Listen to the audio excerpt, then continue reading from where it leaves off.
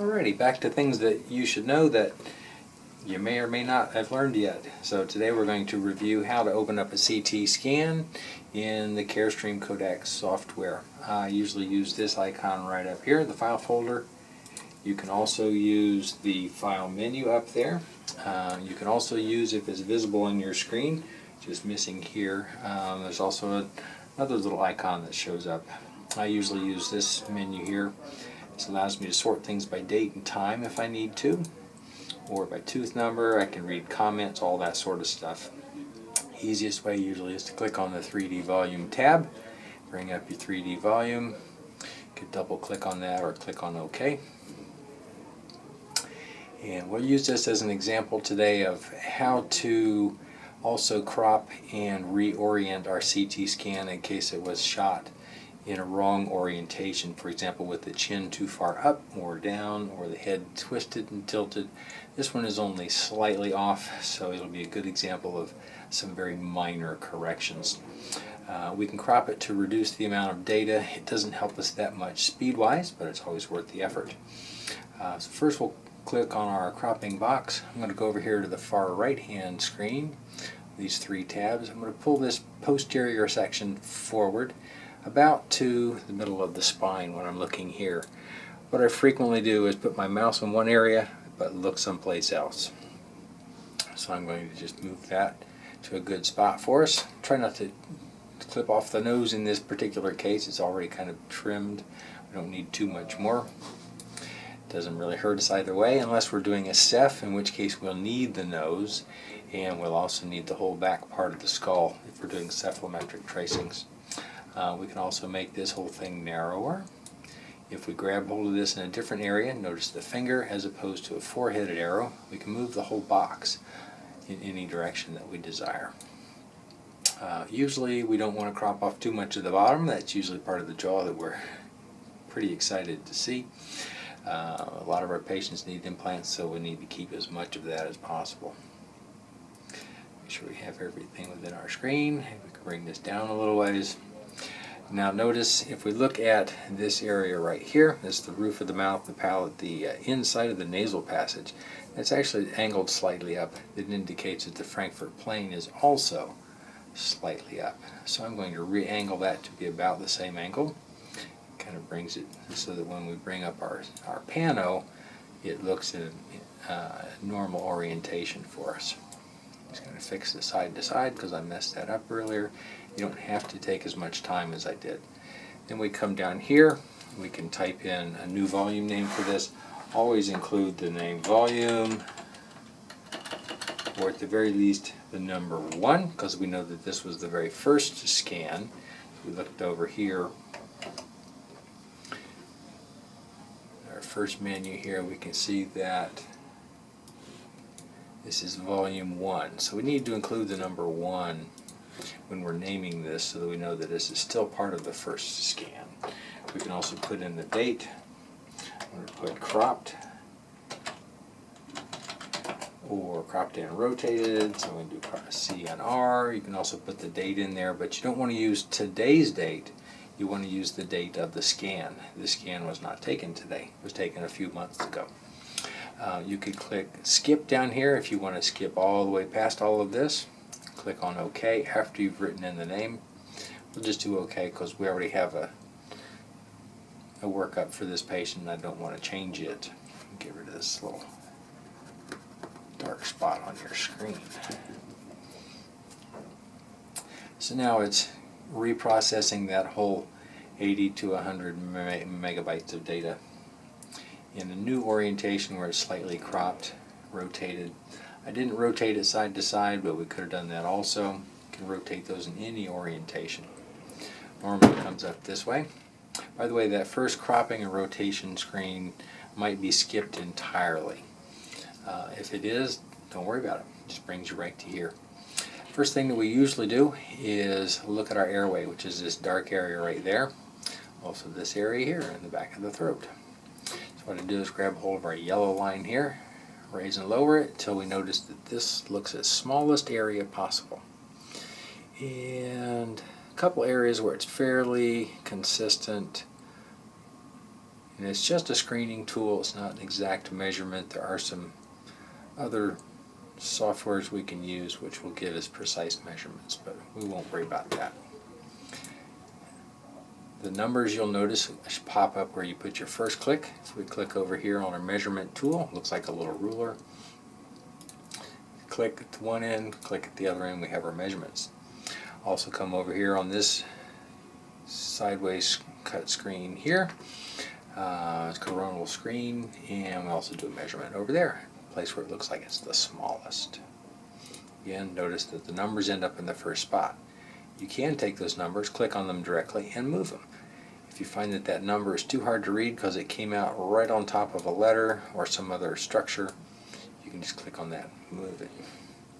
So I'm done with that part. Move on to our next screen here, the coronal slicing. And notice that the measurements are still in the exact same spot they were, but we would have to relocate this yellow line, which I'm using the right button for. Use the right button. You can scroll up and down with that until you find your smallest area, but we don't need that today. What we need to look at is actually right here where the lower teeth start to meet the lower jawbone, called the CEJ usually. And CEJ is usually right about the bone level. That's where we want to be. Click on our arch tool. Put a click back here somewhere back behind the condyle. Another click in the front of the condyle, which we can't see at this part, although it's starting to draw some things over here. And I usually put my next dot around the second molars on the buccal aspect, somewhere in the cuspid or bicuspid area, one in the middle. You can use more dots if you want. The software doesn't care how many dots you put, or frankly, where you put them. It's just arbitrary lines. It's going to do its work no matter what you do.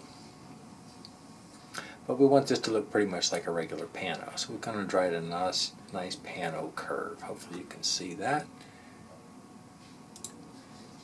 Nice pano curve running around there. When we do that, it gives us a pretty reasonable pano to start with. If this area down here is too far forward, then we have a big dropout. If it's too far towards the posterior, then we have another dropout in the other area. Whenever you see the dropouts, don't worry about it. It doesn't mean they have cancer. It just means that you're not capturing any anatomy in that slice. So this has got us pretty close here to begin with.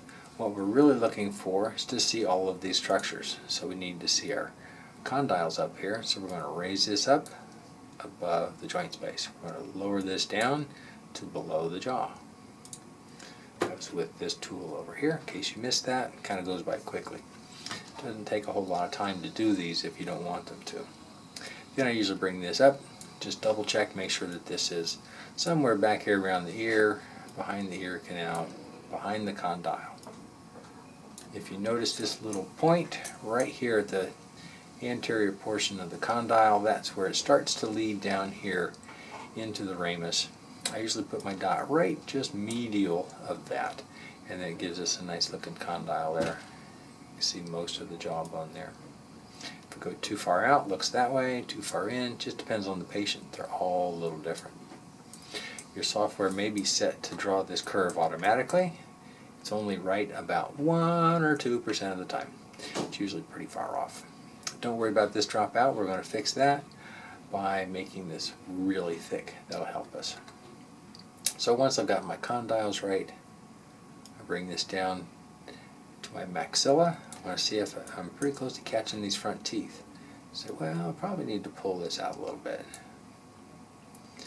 Probably do the same thing over here. And none of this is rocket science. It doesn't have to be perfect. Most of our approximations are going to be fixed. This patient's apparently quite class 2. Most of our approximations will be fixed by making our slices really thick. At the moment, it's only 300 microns thick, so it's about a couple thicknesses of paper. That's all we have. So that's pretty close to where we need to be. If we bring our yellow line down to this CEJ area on the lower anteriors, I'll show you the line there. That point is usually about halfway between this distal part of that root and the facial up there, and that's usually about halfway, so it gives us about half of the top, half of the bottom that we usually like to see. Again, it's not rocket science. We're going to make this thicker. Usual thicknesses are 20 or 30 millimeters on that. You see, now we have a pretty reasonable looking pano. If you hold down your left mouse button, move it up and down, left and right, it allows you to adjust the brightness and contrast. You can see some structure there. If we come over here to the left, click on this tool, one of these down here, this is the contrast, that's the brightness. This one is a sharpness filter. I usually bring that around to 30 or so. And it just makes it a little easier to read. Next thing we do, we'll click on custom slicing. And notice we can only see a little bit of the ramus here, just a little bit of that jawbone. So we're going to use our right mouse button again, pull that yellow box down a little ways, or up a little ways, till we can see something that looks more like what we expect to be part of the jawbone back here. You can also use this little slider here. It also moves you up and down. If you watch the yellow box, you can see it move along with that. I usually just grab hold of it with my right mouse button, drag it up and down until I see something that looks like either a condyle or a line across here.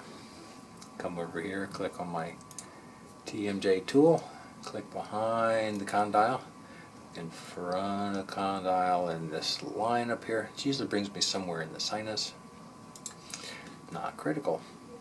Then we're going to adjust our height again, make sure that we're above the joint space. We have a little bit of space we missed on this side. And we're going to bring this lower line down to below the bottom of the jawbone there. And click OK. And then just for kicks, I grab hold of this line, that little triangle, drag that out so that I make this slice wider. I'm going to grab hold of this little blue line, pull it back into the condyle. I can see my condyle pretty well there. And notice I don't see much of the lower part of the mandible down here. So I'm going to grab hold of my dots and move them around a little bit so I can see things a little bit more clearly. And sometimes just to the left, sometimes just to the right. It just depends on how your patient's constructed. They're all a little different. What we're looking for is to capture as much as we can in the thinnest possible slice. If the patient's jaw is really angled this way, you might have to go to a thicker slice to see the anatomy. But the thicker your slice up here, the healthier the joint looks. That's not necessarily an accurate thing for us. I like to make it pretty consistent from side to side so it's not too confusing. One side being 30 millimeters thick and the other being 10 or 3 or 300 microns, because then it doesn't make sense. And we move these two lines, the pink one and the blue one, so that they're in the middle of the condyle so we can see how that is. This particular case, it has a little early beaking using the center mouse wheel. A little early beaking, a little flattening, kind of bent, a little distalized, but not really severely. That would be moderate. It's not bone on bone back here yet. And believe it or not, all we have left to do, click on our measurement tool over here again, the little ruler, measure from bottom to top. Again, this is a screening measurement, so it doesn't have to be exactly right.